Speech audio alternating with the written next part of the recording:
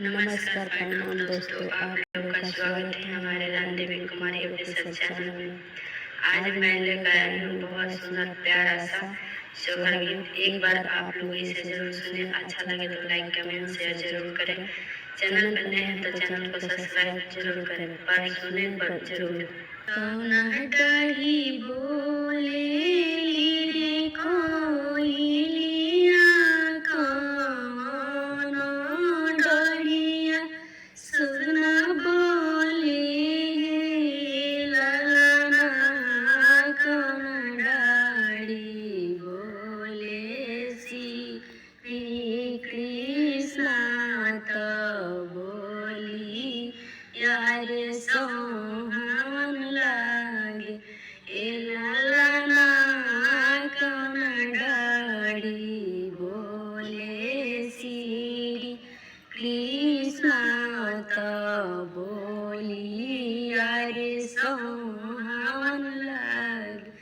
आमा डारी बोले रे कोयलिया, हमारो डारिया सुन बोले ललना, कदम डारी बोले श्री कृष्ण तो बोली यारे सोहन लागे ललना, कदम डारी बोले श्री कृष्ण तो बोली यारे सोहन लागे।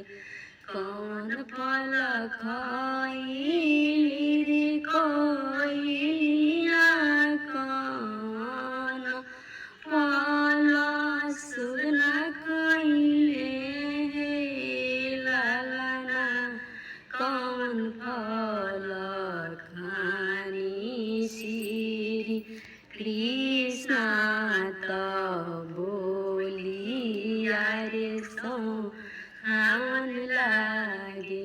कौन फल खाइली रे कोयलिया, कौन फल सुन खाइले ललना, कौन फल खानी श्री कृष्ण तो बोली यारे सोहन लागे। आम फल खाइली रे कोयलिया, अमरूद फल सुन खाइए ललना, कदम फल खानी श्री कृष्ण तो बोली यारे सोहन लागे ललना, कदम फल खानी श्री कृष्ण तो बोली यारे सोहन लागे।